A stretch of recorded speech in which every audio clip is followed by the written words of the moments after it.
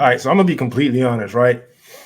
So with me leaving Heat Beat, when y'all being at Heat Beat, us being from Miami, me Liberty City, y'all Hialeah, I had every intention on not talking about the Heat to start the show out, right? Just kind of separate things, just kind of let everybody know it's a fresh start, it's a new thing, it's something different. And as soon as I decided that, they decided they were going to go on a 7-game win streak and make us talk about them. And so before I even get into it, because I got a lot to say about this team, I want to know what y'all think. And so, Lou, I'm going to go to you first. What have you seen that you liked and didn't like, and what do you want to see? Oh man, so I think the biggest key so far has been just the development of everybody not named Jimmy Butler. Beginning with your main piece in Bam, Hawk has taken the leap. Just everything just feels together. I know they just were recording this on Sunday. They lost yesterday to the Bulls. Things kind of bogged down in that game, but for the majority of this 7-game win streak, it's been team ball. Just the ball's been moving. They've been defending. They've been in drop, switching, versatile. Just the team in general has been gelling. And it's just, yeah, like you said, man, they're making us talk about them just through their sheer play on the court. Absolutely. Frankie? Yeah, and I just loved the collectiveness of it. There's been a lot of high assist games for the team. The whole win streak, it was at least 4+ guys in double figures. There were some games there was like 6-7 guys. Lou mentioned Jaime. He's just been a real nice contribution as a rookie, not having to do too much on either end, just fitting in, making plays, stops, guarding everybody, just not getting in the way, making plays for everybody. The trio of him, Duncan, and Bam together, those lineups have been fun. We've seen Josh have moments. We've seen Duncan have a lot of moments. Kevin Love had some nice games. Kyle's been really solid. Jimmy's finally woke up, and overall, it's just been a lot of fun. They've been enjoyable to watch, which was not something we could say for that regular season team last year. Man, all right. So this is my thing about this team, right? So in the offseason, we all know how that went. Dame Lillard requested to only go to the Heat. That took the whole offseason over, right? Mm-hmm. Now, me personally, I'm not the hypothetical trade person. I typically never care until it actually happens. And then as soon as the story came out that Joe Cronin didn't like the Heat's assets, I'm real good at detecting bullshit. And I knew like that was like an excuse because that's just not how trades typically work. You don't not get an offer and understand that 3-team trades exist and just say you don't like a team's assets. So I knew from the beginning Dame wasn't coming to Miami, right? And so I moved on very quickly from that. And I just looked at what the team was compared to what they were last year. And so the big thing that people were talking about was the loss of Gabe Vincent and Max Strus. And I do understand that they were huge in the Heat's playoff run, but they did have their flaws. And so I figured it would be a bit of a loss, but once they signed Josh Richardson, who has struggled on offense, but I did predict his defense would be solid. I kind of figured, okay, they could be pretty decent. What I didn't think about, though, was Haywood Highsmith. I figured he'd be better. I did not know he'd be starting caliber power forward better. And I did not – when you look at that front court, I don't know if there's a better defensive front court in the league. When you look at Jimmy Butler, Haywood Highsmith, and Bam Adebayo. And then the backcourt, yeah, you got Kyle Lowry, who's not the defender he used to be on ball at least. Off ball, his IQ is just so high he's going to be in the right spot at all times. And Tyler Hero's he's gotten better defensively. But his leap offensively has been something that I could have predicted just like jokingly, but just him coming out, just looking elite at times, I did not predict. But I think this team, and like I said in the offseason, is better than the finals team last year. There's a lot more continuity. Not to blame Gabe Vincent and Max Strus, because Gabe Vincent in LA, though he's been struggling to make shots, he has been defensively still Gabe Vincent. And Max Strus has been hooping out in Cleveland. I'm going to give him credit for that. Absolutely. He has a lot more freedom out there. He's not just kind of playing a role, kind of trying to just get in where he fits in. JB Bigstaff really empowering him to do a lot of stuff. And so he's improved, but so is Duncan Robinson. So Duncan Robinson's back in the rotation. he's just doing stuff we've never seen from him before. He's taking guys off the dribble, reverse layups, all kinds of he's a totally different player. And so I'm not the prediction person. I'm not sitting, but like, how far do y'all realistically see this team going? Because my answer is my answer, but I want to know y'all's first. Shit, my answer is where they were last year. How far can I see this team going? I could see them winning the whole thing. I don't think the team is perfect, but like you've said, like, why not? Like, this team is better. They're more versatile. They're bigger, which was an issue last year. They tended to be a little bit smaller in some matchups, but I think with the addition of Highsmith, the addition of somebody like Thomas Bryant, who hasn't really been playing that great, but he adds size. Kevin Love getting a little more comfortable, continuity. Duncan showing up in ways that not even I expected, and I've been all over the Duncan hype, man. It's just been Jaquez, another powerful wing. Like, this team is built on big wings now, so I think this team can possibly take it even further than last year. I think the biggest key to their success is the guy who's currently not playing right now because of injury that has seemed he is the most polarizing topic of conversation among Heat Twitter. I don't understand it. Polarizing. No, it's polarizing because I tend to be, I try to be level-headed. I don't try to pick sides, but it's just unfortunate whenever this team has done good, he hasn't been in the rotation. Yeah. And then you try to think, is some of that his fault, or is some of that just people hitting their stride? I don't think it's 100% either way. I think it's some of this and some of that. But I mean, if this team wants to win, he needs to come back, man. We need Tyler to fill some kind of role. This offense yesterday against Chicago in the fourth, damn near after the 22-1 run, they were awful. Aside from Bam, so and Duncan obviously, but it's just little things like that. Like, this team, I can see him putting down the fourth banner, man. Truly. Yeah. And I'm gonna get to Frankie on this, but you did mention Tyler, and I didn't really get into that. I just feel like he's one of those players where he kind of built a reputation for himself a long time ago, and I'm not sure if he's been able to shake it, because he did struggle with playmaking earlier on in his career. He still doesn't make the best decisions here and there.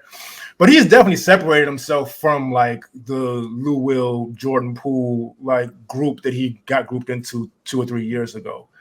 And I think now, especially, his defensive improvement has been something I didn't expect. So he's improved defensively. He's been, while he still sometimes takes shots he probably shouldn't take, he's been a lot more calculated with that. He's been simplifying his shot selection. He's been taking less dribbles. He's been quicker to move the ball. I understand the ball's been whipping around a lot faster without him, but that's just kind of more necessity than anything. But I do think, like Lou said, he is absolutely the X factor, and I do also see this team going all the way if they don't run into Denver, because Denver is still horrifying to me. Frankie? I think as currently constructed, their ceiling is they can make it the same spot as last year. I still think they're missing about 2 pieces. It's not that's not saying to take away from Tyler. Yeah. Because I feel even with Tyler, they're still missing like 2 pieces. Like, I feel like they really need another big wing. Yeah. Lou mentioned all the wings, but they're all like 6'7" and shorter and skinny and small. Yeah. There's no Aaron Gordon wing there, size wing, and that's really what they've been missing. That Jay Crowder size guy, that PJ Tucker size guy that can size up. All those guys are great, are at their best sizing down, and they need a big power wing who could size up a little bit, help them not play too small. Highsmith's done a great job of that so far, but his shooting's been so erratic that and Spo hasn't even trusted him to close much games. I don't think he played at all in the fourth quarter against the Bulls last game, and he was a plus 20 on the night. So that just goes to show you how things are with him. But I also really think they need another ball handler. The fourth quarter offense has been disgusting at times, and it's they need one guy who can really get to the cup. They really don't have. It's Jimmy when he's really playing and truly trying, and he remembers it's basketball season. But it's that that's it. There's Jaquez is probably their other best guy getting to the rim, and they haven't really trusted him on ball yet. He's doing most of his damage off cuts, off post ups, and off quick attacks like that. But I think one more guard, ideally, guy who could play on and off ball, which is a lot to ask for. And they don't have many assets as is. So right, a lot of Kyle Lowry trade talks, and then they need another. They would still need another point guard. So I like their team. I like that they're more enjoyable than last year. But I want to see them healthy, and I want to see them gelling with Caleb and Tyler in the lineup before I think they can win the championship like you guys. I'm not there yet. Yeah, like I said, it's really about who they go up against. Denver, I don't think they have a shot in hell against. Phoenix, it depends. But I think not Boston. Really I think Boston is the toughest matchup in the East. Yeah, Because I know we're saying West teams. I think Boston presents problems. And like I'm so tired of I'm not even one of those people who like hates Boston. I'm just so tired of fucking seeing them. It's like every year it seems like since I was a kid, it's Heat versus Boston. Yeah. And at some point I just kind of want it to be done.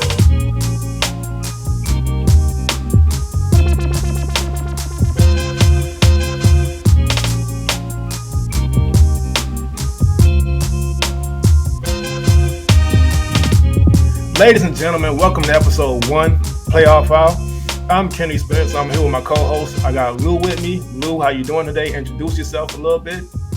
What is going on? What is going on, man? My name is Louis. Everybody calls me Coach Lou, aka Saucy Takes. I'm doing pretty good, man. Excited, thankful for being on the show, man, and ready to talk some hoops, man. By the way, I've been working with Lou for a year over at Heat Beat before I left, and I had no idea that was his name. Frankie Z. What's going on?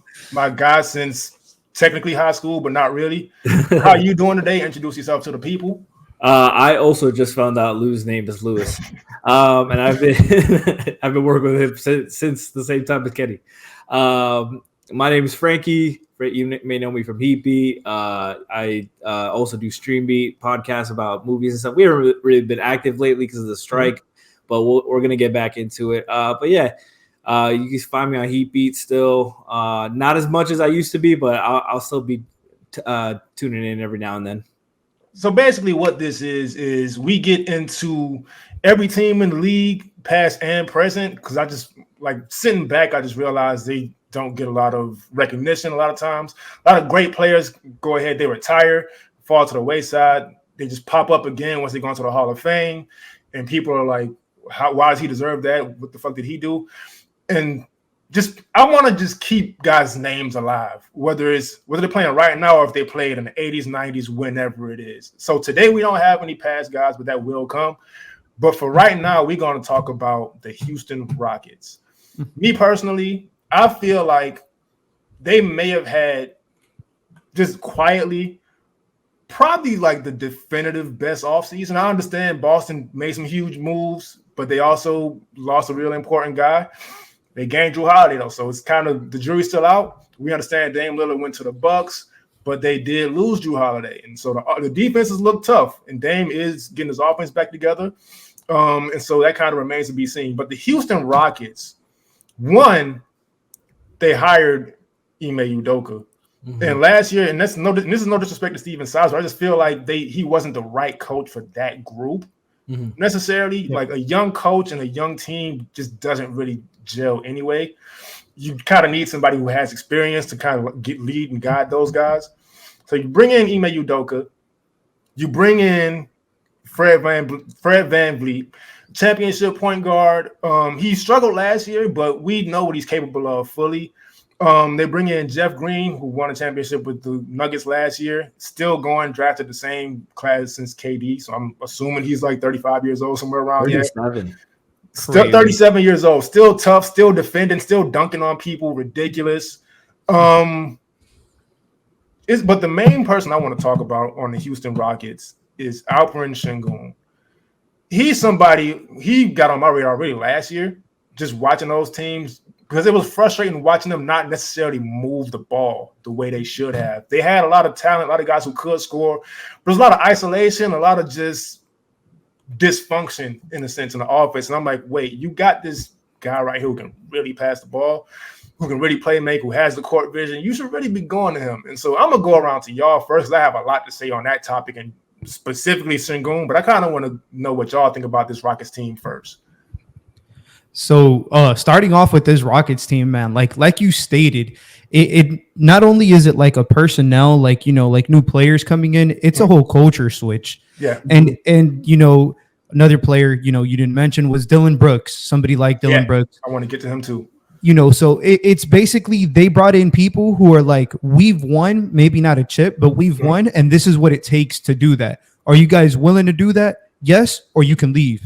And they started cleaning house, and it's just functioned very well, man. Sengun specifically, they've given him a way bigger role offensively, way more spaced 1 and 5 pick and rolls, because last year with Kevin Porter Jr. and even with Jalen Green, still the pacing isn't there for Sengun. So Van Vliet kind of matches his pace in these, and he's able to function as just a short roll guy. He can roll all the way to the rim. He can just a hub offensively, dribble handoffs, everything. And he's doing everything that he was doing last year, but just on another tier of efficiency.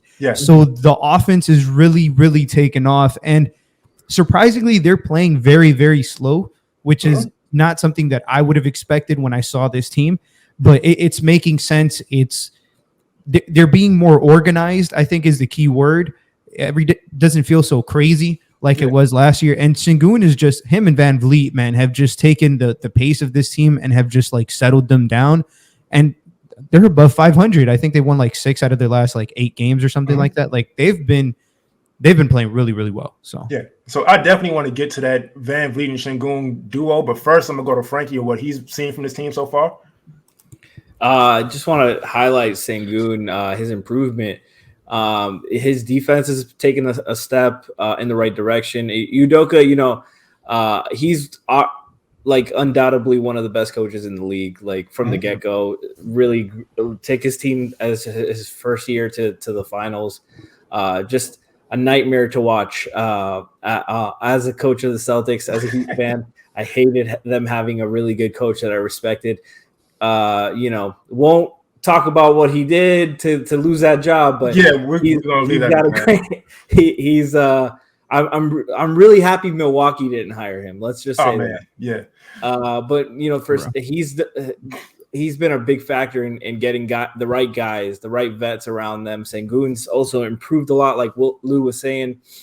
His twos, he's shooting 63% from twos. That's up from 57 last year. His post-ups are more efficient. He was in the 63rd percentile last year. Now he's 77th percentile. His fouls are down despite playing 3 more minutes. That's crucial per game. He's no Jaren Jackson. His net rating was negative 7.36 last year. It's a positive 5.01 right now on the floor. He's, you know, defense ratings it's a messy stat for individual players. But you know, like a lot of people like to hear it. It was 116 with him on the floor last year, 107 right now. He's just improved a lot. His box outs are up 0.5. It was 0.5 for offense, 1.2 for this year, 1.4 to 2.5 on defense this year. He's just made a lot of strides in the right direction. You know, his shooting is still iffy, but he makes up so much for it with the playmaking, with the scoring. I love the Fred VanVleet setting screens for him and him getting to the cup and the spins, and he's exciting. They're a lot of fun to watch. I'm really intrigued on them finding the right continuing to work, gel with the roster, find the right youth around them. I really like the Reggie Bullock, Jacques Landale additions. Aaron Holiday is a sneaky veteran, 27 years old. I've always really liked him and wish he found the right home. And I feel, and he's playing pretty solid for them. So I like a lot of the stuff they did. And so the reason I pointed out Alperen Sengun as this team's X factor, even last year, and wanted him to get more involved in the offense, is he brings something to the game that's starting to come back, but was gone for like probably a good decade. Just somebody who can operate out of the post, whether it's scoring or passing. That's because I started watching basketball at a very young age. So I remember Chris Webber and Vlade Divac and those teams out in Sacramento. And I just couldn't really understand at times why this went away, because what happened is you took away the post game, and now you have to rely to be able to force help and bend the defense. You have to rely on downhill attacks. And even if you get a screen, you're not just screening Drew Holiday easily. You're not just screening Marcus Smart easily. And so you're kind of just gambling on that in a sense. And it did work, but then it became switch heavy also. So then you stop yourself that way. And it's a lot you don't necessarily have to deal with if you just have somebody who can dump the ball to. And they still draw the same defenders the same way. The same defenders still have to make a decision. If you got a guy in the corner, he may have to leave his guy or just decide to stay home and just let the guy you're posting up deal with it. If you send a double, that's a big mistake because you're just going to hit whoever's open. And so credit to Alperen Şengün for that. Also, the Fred VanVleet Alperen Şengün duo, like Lou said with Şengün in the short roll, I think one thing we kind of think about with rollers, and specifically in a short roll, is just getting a quick shot off. But when you have somebody who can play make also, when you've already bent the defense with the pick and roll, and then you get the ball to him on a short roll, and you make the next move have to be some help or whatever it is, and then they can make the extra pass, it just unlocks so much for an offense. And then, now granted, they don't have a bunch of shooting on that team, like catch and shoot necessarily. Right. Jalen Green's still pretty inefficient, but that's just watching it, just more so him kind of rushing still. If I was athletic, I'd have a problem slowing down too. I'm going to be completely honest. So I can't blame him for it. And also, like, he's just very young, and I feel like we kind of forget how we see these phenoms and high draft picks. We don't understand they're still 18, 19 when they come into the league. And so it's still – back in the day, they would have been in college still developing their game and not ready for the league. And so I don't blame Jalen Green for that, but I will say if he starts to kind of be a little more efficient, this Rockets team could go from surprisingly good to pretty almost dangerous. Yeah. Their young guys in general have looked really, really good. But like you said, like not to the tier to make him like dangerous yet. But Green has had moments where he's improved. Sometimes he, against specifically in that Clippers game that they just played in the tournament, he was kind of rushed at times, and it kind of just didn't feel like he knew when, like the spacing aspect, where to attack. He needs to get better with those things. But a guy like, speaking of young guys, man, a guy that I'm just thrilled, and he just, came back to the team now after injury, Tari Eason. Oh my God. Yeah. My goodness gracious, man. This guy is a perennial shit talker. And I love it. I love every ounce of hustle he brings, his size, switchability. He literally goes out there and he doesn't care if he was guarding 1 through 5, just offensive rebounding, just reckless at all times in the best way possible. And it's like you've stated, like it's a lot of pieces, and now they're really meshing. Jabari Smith was another guy who you can really see. It's funny because I'm the draft guy, so I love all these rookies. And Jabari Smith, my comp to him was like, eventually who you want him to turn into is a 6'10" Klay Thompson. Prime Klay Thompson, obviously. Maybe if the shooting ever gets there. But I'm just saying, because he's a movement shooter. I know his shooting has been kind of iffy, but he's a very good defender as well. I know his fouls are a little high right now, but these kind of things, you pair them alongside Şengün, who's not a great defender, Tari, who is a great defender. Even though Şengün's improved, like, you make his job easier with these guys. Once a man comes back, like, I mean, like him and his twin, all they know how to do is play defense. So it makes Şengün's life, like, you're the hub offensively, kind of like what Jokic is over there. Like, they paired him with a bunch of with a bunch of defensive players and off-ball movers or shooters, and you happen to have a great offense, and the team's a problem. I think the Rockets in a couple years' time wouldn't shock me. It wouldn't shock me this year if they make it past the first round in the playoffs. Yeah. And you did kind of we kind of glossed over Dillon Brooks, and I understand he's made himself a meme lately. Like, there's no way around that. Like, he just talks a lot of shit. He didn't show for the press conferences. He said the thing about LeBron, and LeBron cooked him. But my thing about that is, if LeBron cooking you as a standard for you being a good player, nobody's good, because it's LeBron at the end of the day. But I watched specifically that game against the Pelicans, I want to say, where he played great defense all game, but in the fourth quarter, while they were coming back, he kind of took that game over on that end. And he reminds me a lot of, like, the great defenders. Like, I'm not putting him on a tier with these guys, but his main attribute on defense is something that Dennis Rodman had, something that Ron Artest had. Not just physicality for the sake of physicality, because that could lead to a lot of fouls. It's leveraging physicality to where he will bump you with his chest in a way that's not necessarily a foul. And as soon as you retaliate, as soon as you bump him back, he won't necessarily flop, but he is willing to take the charge. Just playing those, like there's so much that goes into defense that's just so far beyond just slide your feet and stop him from scoring. It's just, there's so much mental stuff. There's so much film that needs to be studied. And you can really tell Dillon Brooks puts the time in the film room and learning guys' tendencies. And like what he did to Zion Williamson in that fourth quarter, or well, really that game kind of in general, defensively, you see why he was all defense. And you can see why he talks the way he talks. Not only get into opponents' heads, but just if you can play defense that well, you have the right to talk in a sense. And you also kind of have to have what people refer to with offensive like scorers as irrational confidence. Yep. Because you got to think about one night you're guarding LeBron, the next night you're guarding Paul George. During that game, you may have to guard Kawhi Leonard. The next game, you might have to chase Klay Thompson around there. Steph is hot, and the coach is like, all right, you know what? Guard Steph now. It's just like night after night, you're going against these elite players offensively. It's the NBA already, so everybody's tough. But you're going against these superstars, Hall of Famers every night. You have to really believe in your mind, like, okay, I'm locking that shit up tonight. And so I'm not really mad at Dillon Brooks for the talking. For me, it's just entertaining at this point. But I will say he's able to back it up, to be completely honest. Yep. And he's a fun villain. The Clippers game the other day, getting into it with Russ. Yeah. And Russ getting the breakaway dunk and putting his hand in his face. You know, that picture is hilarious. I'm not even a huge Russ fan, but that I'm saving that picture and putting it as my wallpaper.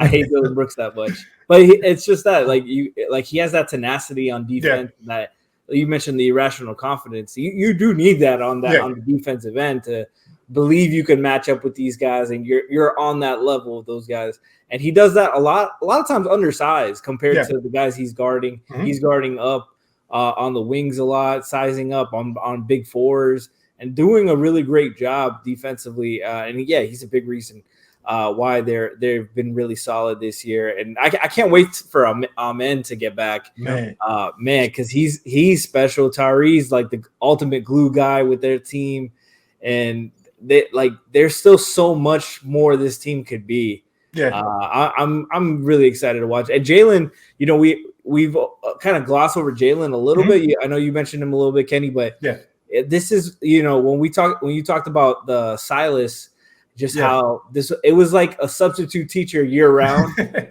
and now you got the fucking drill sergeant Udoka coming in, so he's got to adjust to that, learn how to play within structure and a completely different culture and setting. So he, you know, there's growing pains and stuff, but I think he's just so talented that he has to make it work, man. He has to make it work. That 2-point percentage is scary right now for him, for the kind of athlete he is and talent he is, but he's 21 years old. Like, we forget that all the time. Yeah. Yeah. And the thing I do want to say about Jalen Green before we kind of move on is the reason I'm not mad at him right now about his inefficiency is with these like superstar players growing up, they've been the man their whole lives. And so especially like we've seen like AAU, I believe y'all both coached at one point. There's not much structure. And so you obviously first couple years, like he's playing the same way, and that just doesn't work in the NBA.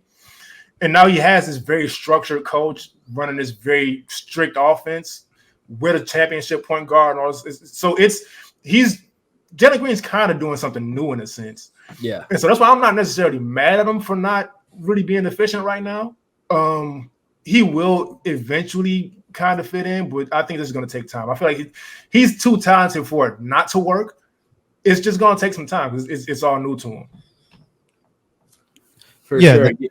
Sorry, Lou. I just want to say his true shooting percentage is at 54%, and that's got to get better. If you want to be a star guy, I think that's right below league average. If I'm, it's like 55 or 56%, something like that, and he's right below it either way. So he's got to be better. So, go ahead, Lou. No, I was gonna say, to Kenny's point, I think they've only played like 12, 13 games. Like, this is completely new to him. He's never had a guy that has orchestrated an offense to this level. I mean, for God's sake, their point guard before was Kevin Porter Jr., who's not really a point guard. He got a whole bunch of other stuff going. I don't even want to get into that. But that's what I'm saying. Now he has not just one, he has 2 point guards once a man comes back, and they can different tempos, they can play differently. I think what's something that's truly special is the way that their defense can be versatile. When Sengun's off the floor, they switched everything as Jeff Green and Tari Eason came back, and they had 2 6'8" lengthy dudes along with Jashawn Tate. Like they're just causing havoc and stuff. And I think eventually he will, Jalen Green was the 2nd overall pick for a reason. The guy, he wasn't drafted because he can defend. He was drafted because his upside was 30 points a game. Yeah. So just give him some time. He's 22 years old, man. He'll be fine. This team will be better. And he shows the flashes. And so for sure. I think that's going to become, especially with people setting the table for him, like Fred VanVleet, like Alperen Sengun, like Amin Thompson when he comes back. He'll be perfectly fine. And he's been off ball more. I don't know how to have the numbers on that, but he's been off the ball a lot more this season just from me watching. That's what the eye test is telling me. I don't have no proof, like I said. But once that adjustment happens, we're going to really see a different Jalen Green, a different Houston Rockets. And that being said, speaking of young teams kind of figuring it out, we're going to move on to the Indiana Pacers. Now, this is a fun team. And I've said this for like a year. I'm not just saying this just because it's the topic. My favorite player in the league is Tyrese Haliburton.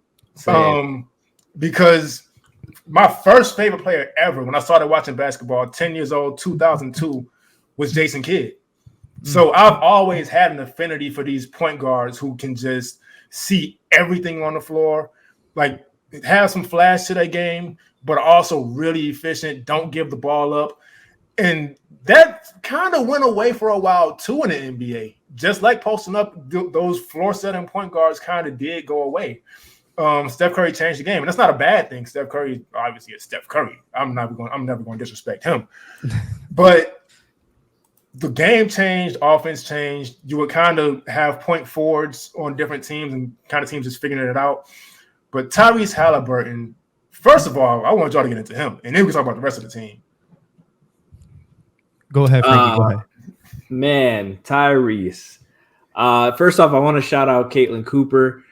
She covers the Pacers. She has her own blog, Basketball She Wrote.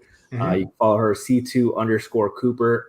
She is one of the best basketball writers and covers of the league. She was just on the dunker spot with Nikias Duncan and Steve Jones. Shout out to them. Man, great episode. She breaks it down so differently and like so in depth. Like I've learned so much listening to her breakdown, and she and that makes watching the Pacers and listening to their stuff makes it even more fun because you're learning about stuff that you've only seen bits and pieces of watching other teams, and they do things so differently and like to the 100th percentile effort and speed. Everything is so fast with Tyrese. He is not one of those ball dominating guards. No. His usage percentage, I was shocked when I looked at it because of how many assists, how many points he scores. His usage was like 24%, which is crazy. 24.8%. Crazy. I feel like Duncan Robinson was like close to that since Tyler has been out. Yeah. Tyrese is insane. I got just some numbers to break it down. He's shooting 43.6% from three. His twos, he's shooting 61% from two. He's shooting more free throws, 93% doing it. 2.1 more assists since last year. His fewest turnovers per game since his rookie year, where he was playing less minutes. He's scoring 4 more points per game. His true shooting percentage, this feels insane when I looked at it. For a point guard who's not like above the rim all the time kind of guy, 67.7%. His assist percentage when he's on the court, 50.6. This stat might be a little old. It's from the 15th, so it might have changed. He was averaging 41.2%, 41.2 assisted points per 100%, 100 possessions. That's ridiculous. That's crazy. That's ridiculous. Nobody scores 41 per per 100%. He was assisting on 41. That's just assists, and he's dropping 24 more on top of that, extremely efficiently. Yeah. And it's no surprise net rating of 10.29 when he's on the floor. When he's off the floor, they're getting outscored by the same amount, basically. Mm-hmm. He's been a demon. Just gives the ball up. He made a play the other night that Caitlin was breaking down that I didn't even I didn't see a lot of people talk about it. He did a fake dribble handoff in transition, spun around and just shot it with like 20 on the clock and drained it against the Sixers in the tournament game. He's just so fun to watch. He's an unselfish point guard.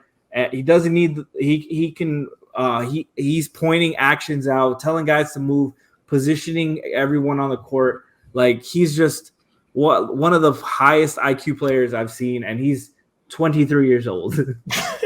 See, I didn't even realize his age because I know he went to college multiple years. So 23 is insane. Luke? It's like you said, man, it's literally crazy how efficient he is with the basketball.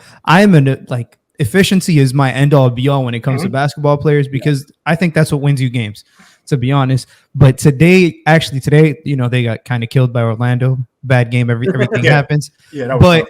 Today, he turned the ball over for the first time in 91 minutes.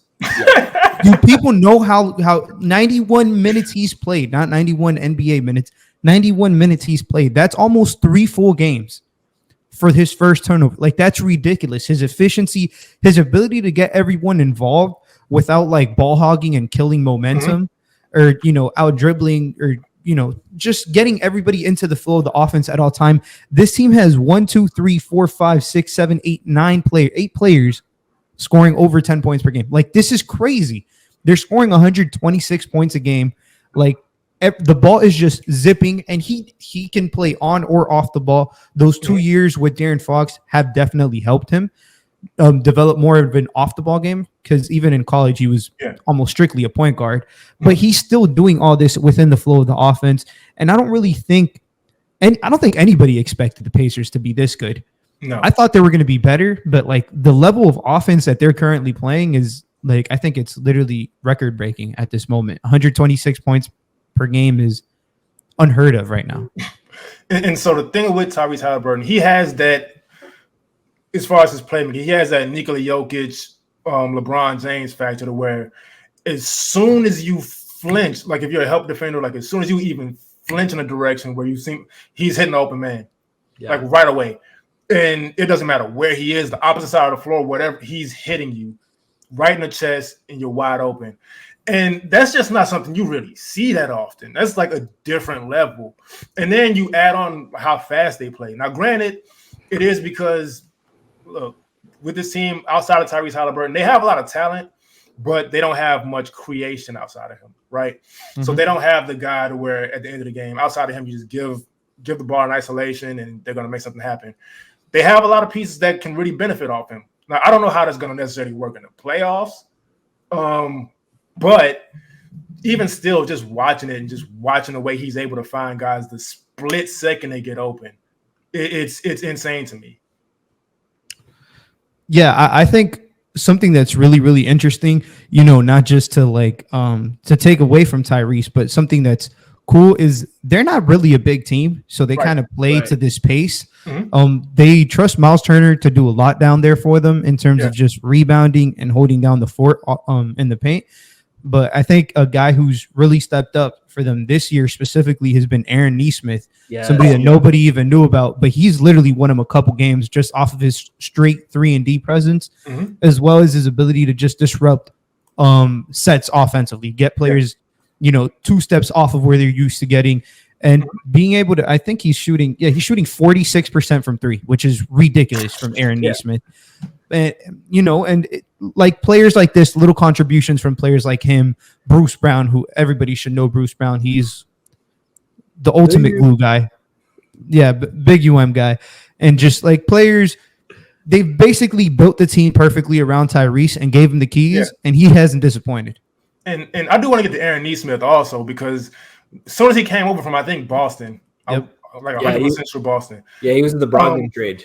Yeah, he was in the Brogdon trade. And I knew he was one of those guys from what he showed in Boston on the defensive end specifically that would have a huge role in Indiana. I think because a lot of times with defense, it gets overlooked, like the little things get overlooked. You'll kind of look at, because most people, myself included up until a couple years ago, we just kind of watch the ends of the play, make or miss, block shot, turnover. We kind of watch the end of it and not what's going on during the process. And so what happens with defenders in general, especially with guys like Neesmith who aren't going to have 5 steals and 5 blocks in a game, the little things like just blowing up a team's action, right? Just getting your guy out of his comfort zone, maybe taking away a move, his patented move, like just watching enough film to know this setup is going to lead to this. That makes such a huge difference to a team. And so I do want to give him credit for that, as well as some other guys along, like Dylan Brooks, we spoke about earlier, also does those things. So I want to give him credit for that, just because that gets overlooked a lot. And I just feel like it's something that should be talked about. No, for sure. And they have, shout out to Rick Carlisle, because I still have nightmares of the 2011 championships with Spo.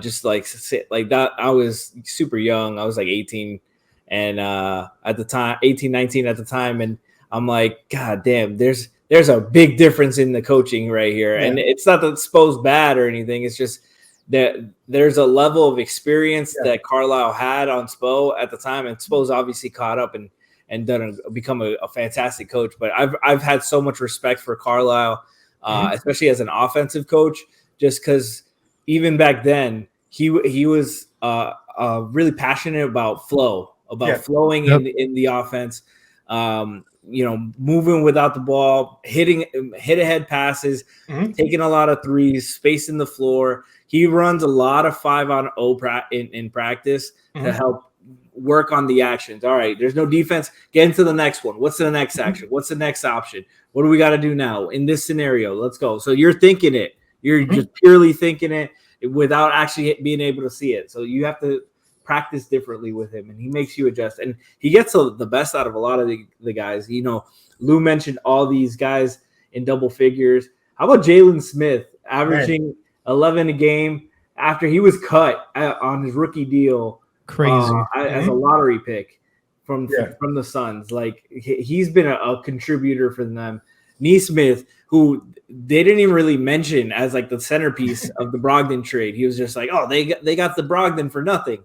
Yeah, he's been a great contributor for them, playing up. He's 6'5", and he's guarding 3s and 4s for them and doing his job. Bruce Brown, he is always guarding up because he's only like 6'3", but he's been fantastic. Obi Toppin just cutting, running, getting so many lobs. He's so fun to watch on this team. I'm so glad he's not in a slog of an offense like he was with the Knicks, but he just fits so much stylistically better with this team, and he's having fun. Like you can tell, this team is having a lot of fun playing together.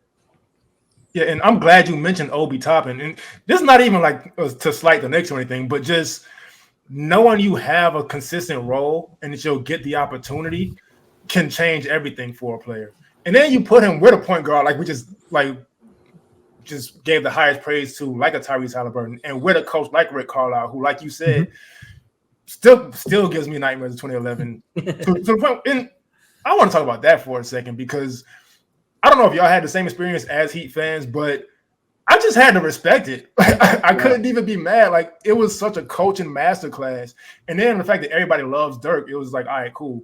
But to see Rick Carlisle bring all those things to a different team over a decade later, and it's still just as effective, it's really just so impressive. And so to also have a guy like Obi Toppin, who's known for his athleticism, but just kind of struggled with other stuff and kind of couldn't figure himself out in New York, because, and it's another thing, just coaching and how they fit teams. Tom Thibodeau is a defensive coach, flat out. If you can't defend for him, you're probably not going to have a role for him. And there's nothing wrong with that. But now Obi Toppin has an opportunity. He'll get better defensively over time, I'm sure. But it's just been great seeing him in that offense also, like Frankie said. Ooh, you had something? I was just going to state, we're giving him a lot of praise. Are there any concerns about this team? Yeah. Because watching this Magic game today, first of all, Orlando, they're a problem. I'm pretty sure we'll talk about them at some point because they're serious. But just the size, I feel like has been a concern. And when it does come to getting stops, I don't know how much stops they can get because they are a defense who relies a lot on Miles Turner. Miles Turner he's a great rim protector and stuff like that. But his versatility defensively, even though it's been a lot more improved, I think his biggest weakness as a big man has always been his rebounding. Yeah. And when they're a small team around him, finishing possessions and stuff like that. But I'm just curious, what do you guys think? And do you think the answers are currently on this roster to kind of tweak or fix some of those things? So for me personally, not really. It depends on how long you're willing to wait, right? Because it is the thing that happens with young teams is you're gonna have guys who are just ahead of other ones. And in Tyrese Haliburton's case, he's just so far ahead of everybody. They kind of have to catch up in a sense. We haven't talked about Buddy Hield either, who's been good, but I'm just not sure because they would have to rely on him so much on offense. And like Frankie mentioned with the net rating just mirroring each other in a sense, that explains, I didn't even know that. That just kind of explains what I've been seeing. If it's not Tyrese Haliburton, that offense just kind of has nothing because like I mentioned, they don't have many other creators. And what happens also is there's a very thin line. And this is why it's like back in the Suns days, it would be like, you can't win with this style. There's a very, very thin line between playing fast and rushing. And they find themselves rushing a lot. And that leads to the other team taking advantage of the turnovers like we saw tonight against Orlando. And so that's my concern. Just outside of Tyrese Haliburton, where do they get the productivity?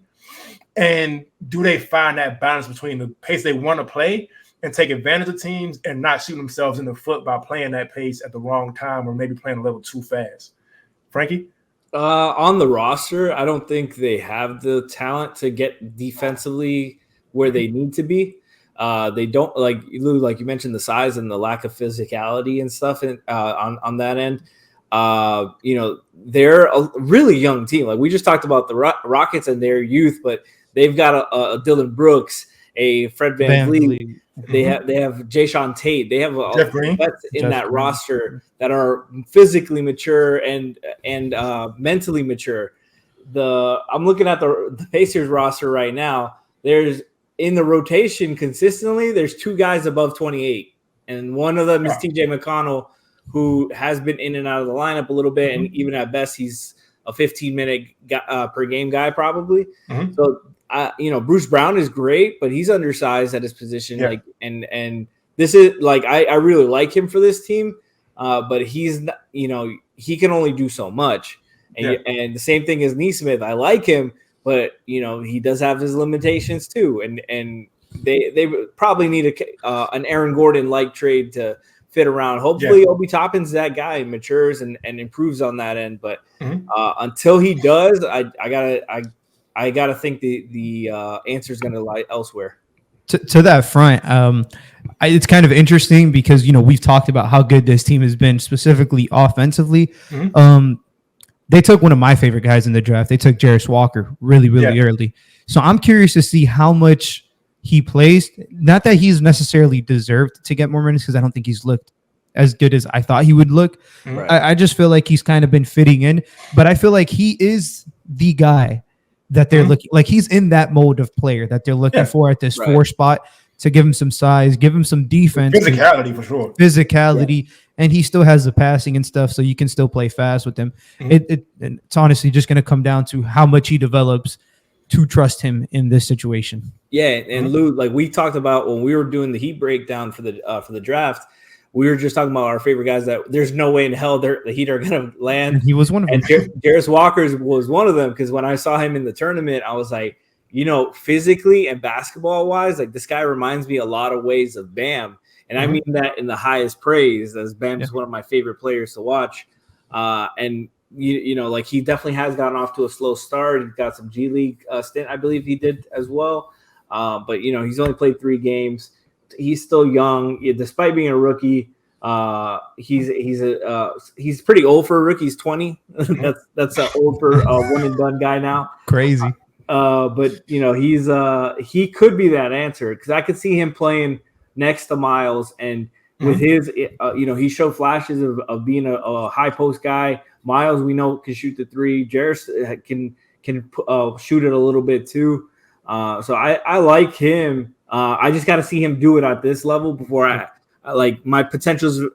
My ceiling for him has been reevaluated a little bit just because of the early struggles, but I still want to give him time because we know big men take a long time to adjust sometimes. Yeah.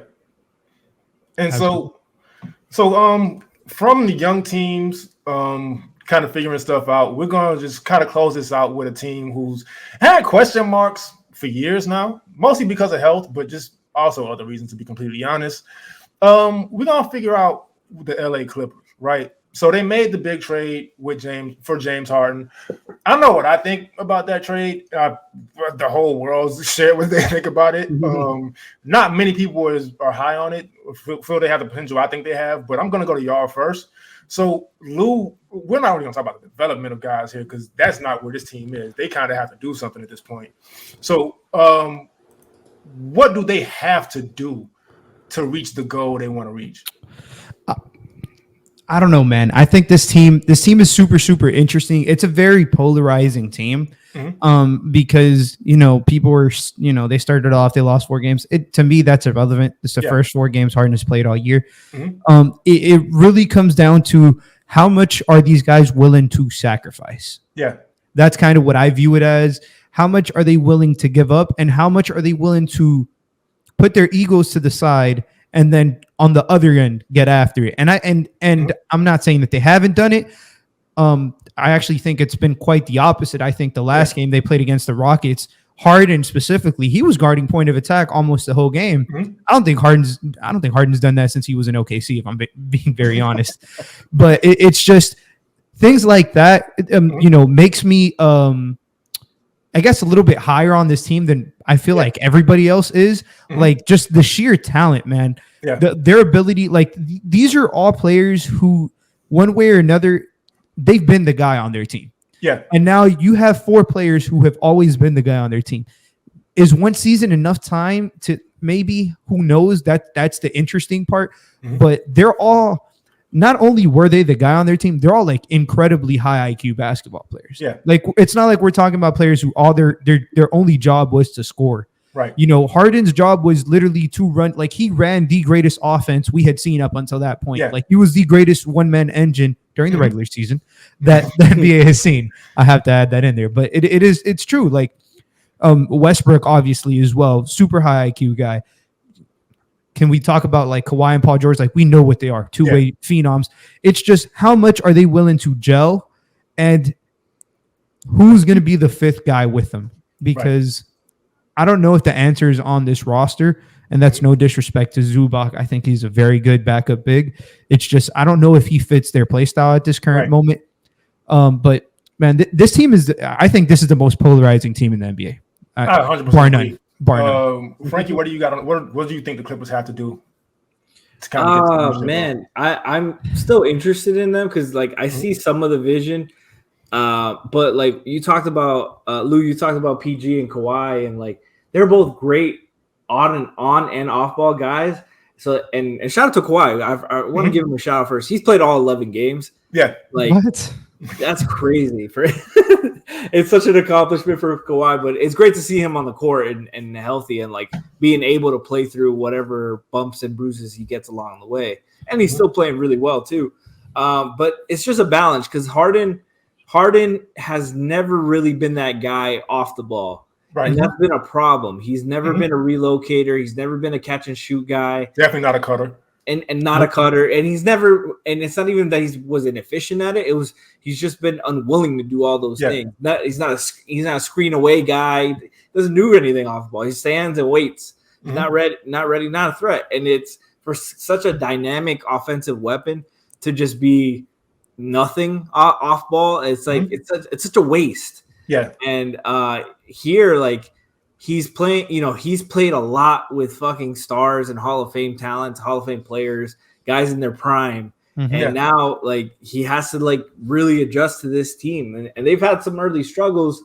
And shout out to Russ for willing to take one for the team and come off the bench. But Mhm. I'm still really confused on the pieces, man. I personally would have really liked if they had been able to keep a Batum or a Covington. I feel like those are glue guys at the big wing spot that could really help.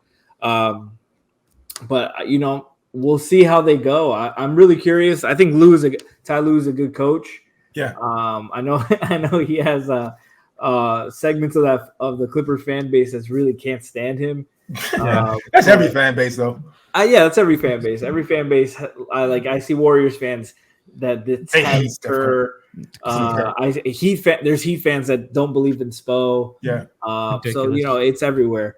But this team is interesting. And but I still don't know what the sum of these parts can be. Yeah. I'm a little bit with both of you. I do feel like the backlash they've gotten is kind of like, I wouldn't say uncalled for necessarily, because there are questions for this team, but I don't think they'll be half as bad as people think they will be. Yep. But at the same time, I do still have my questions. But they did answer my first question, right? Because every time you get these star players that come together, the difference between that working and not working has been somebody demoting themselves to be a role player, right? So when we look at Chris Bosh in Miami, taking a back seat and going from, he was still an all-star in Miami, but just not taking as many shots and becoming a better defender. We look at that. When we look at what's the other example? Golden State's a little different because they just have, I don't want to necessarily call Draymond and Clay role players, but they are guys who never really needed the ball. Stars in their roles. Well, Draymond needs the ball to set up other guys. And Clay, he's not even going to dribble. He's just going to launch it, knock it down. And Steph Curry, as great as he is on ball, he's probably better off ball. Right. And so to put a KD, it was a lot easier because it's not necessarily guys making themselves role players. It's just being stars in a role and not demanding the ball. With this Clippers team, that's my question. Every time stars come together, but with the Clippers team, I was like, who's going to be the guy to do it? And Russell Westbrook volunteered to come off the bench. And so that's a step in the right direction. So there is some organization. It looked a lot different in that Rockets game. We saw James Harden kind of break out and have a signature James Harden game. And so I think it remains to be seen with them. Unfortunately, health is a factor in basketball. I wish we could turn injuries off, but they aren't the most durable roster. So hopefully everything goes well on that end. But there's just a lot of question marks in general with this team, specifically that. And that's what it has been over the past few years. I do, to your credit, I thought specifically the last game against the Rockets, I thought Harden looked phenomenal. Yeah. I think it's understated how much he was getting to the rim. Mm-hmm. And one thing Zubac does do very well for him is set screens. Yeah. He's a very good screener. So he's able to just create that little bit of leeway. I do think they're not shooting as many, this whole I know it's been popular on Twitter, they're passing up open threes. I still think they're doing some of that. Yeah. They're pumping and just waiting for the guy and trying to do something and it's not there. And you look up and there's 5-6 seconds and you have to force up a shot. But I thought the last game, the process was a lot better. Throughout the course of the game, Kawhi was more so just picking his spots. I thought Paul George started off good and then kind of got a little funky, just kind of forcing. Credit to Dylan Brooks for actually, making him force some of those shots. But I'm super interested to see what this team looks like. And I know this is going to sound ridiculous when somebody like Mason Plumlee comes back, because I don't think it's not ridiculous at all. Yeah, it's somebody who, for better or for worse, he can catch lobs, something that Harden has historically always had. And, that's kind of his bread and butter, is being able to facilitate his big men off the pick and rolls and stuff like that. I'm very curious as well.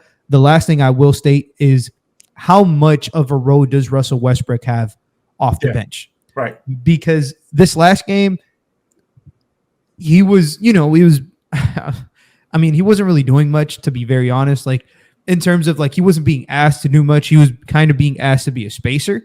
And I don't think that's him in his best set, but I'm curious to see how much freedom and leeway he has to start operating and getting to the rim. He did shoot 4 free throws in 17 minutes, so that's always good. Yeah. But I'm curious, what do you guys think specifically? Do you think this bench unit now with Westbrook is enough to hold this team above water when some of those guys do end up getting hurt or sitting, or like basically, do you think the depth can hold this team up? I honestly don't think so. I don't think, especially if you're missing a Paul George or a Kawhi, things get a little murky. And you could give Russ his own unit, and I understand Russ is still a good player to me. Like, I know the Lakers run was bad, but he's still productive in my eyes. But I don't know if it's going to be enough, like, because there's different standards with different teams for what they're trying to do. Yeah, I don't know if it's enough. If they were just trying to get to the second round or whatever it is, then of course. But for them to try to win a championship, I don't know if they can't afford to lose Paul George or Kawhi. Mm-hmm. Yeah, I agree. And unfortunately, the last game, PJ Tucker stuck out like a sore thumb. Still just not willing to shoot, not really doing anything out there. He competes, he tries, and I miss seeing him in Miami because it hurts seeing him what he's become after this. But he played 15 minutes, was a -24. Had 0-0-0-0 across the box score, only put up 3 personal fouls. Like, he's just not what they need out there. He doesn't really fit as that athletic wing that they would ideally use. Like, you talked about a rim runner for Harden. I'm interested in like the 2-man units of what they're gonna do, because Russ has played with PG and Harden before. Yeah. So I'm wondering to see who obviously you can all stagger a Harden and Russ, but you could also play them together, and they had a lot of success in Houston, and Russ had a lot of individual success. So you can use him off the ball as a screen guy, as like the power guard that him and Bruce Brown have famously done. So there's some things to do. Norman Powell's still a really solid contributor off the bench, but after that, they picked up Daniel Tice. But I don't know how good he can be in that role. He's not really a rim runner. He's like a high post hub guy, kind of guy. He can dunk, but it's not really a lob threat kind of guy. Yeah, and I do want to kind of expound on something you mentioned, because they did use Russ a lot last year as a roller, and that was very effective for him. But they didn't have somebody who can run a pick and roll like James Harden last year. Yeah, and so I do think that's going to unlock a lot of stuff for him. And so I'm interested to see more of that. They did a little bit of it against the Rockets, but I do want to see them kind of – that's what they can do. If they're missing Paul George and Kawhi, they can kind of go to that.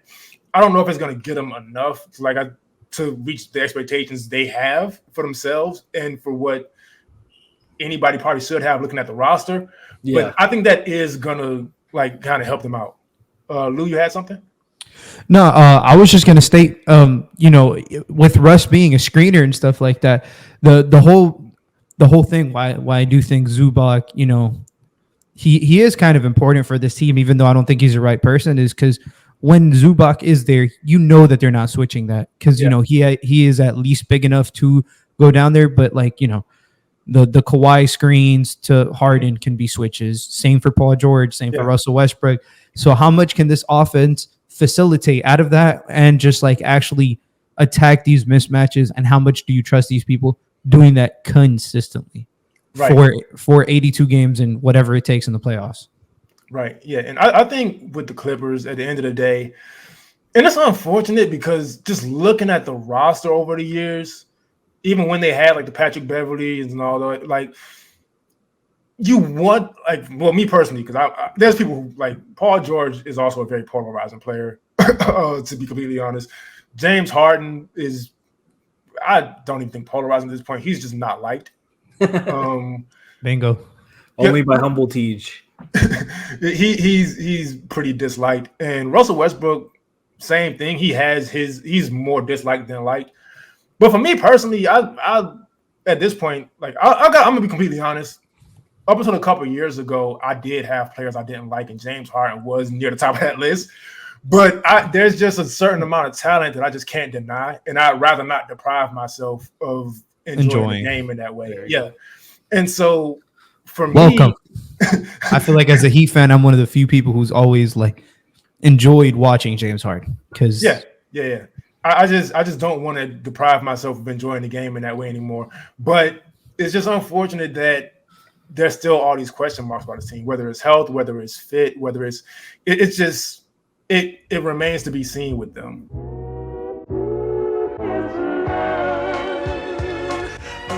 That's gonna do it for today's episode of Playoff Out, episode 1. So I'm gonna get off and congratulate myself because y'all have no idea how much has gone into this, to starting this thing. But if you like the intro and outro music, that's by my brother Devin. That's at BlackGlowMusic on Instagram and TikTok. Lou, real quick, give him your @ name, where to find you. At Saucy Takes. You can find me on every platform: Twitter, Instagram, even TikTok, even though I don't post on there. But if you want to follow, go ahead. Frankie? You can find me on Twitter at FrankieG_. It's Frankie with a Y. Shout out to Kenny. I thought I peaked on Twitter. He announced this, and I hit 1,900 followers finally. Wow. And that being said, thanks for tuning in. Make sure you like, share, subscribe, and we'll see y'all next time.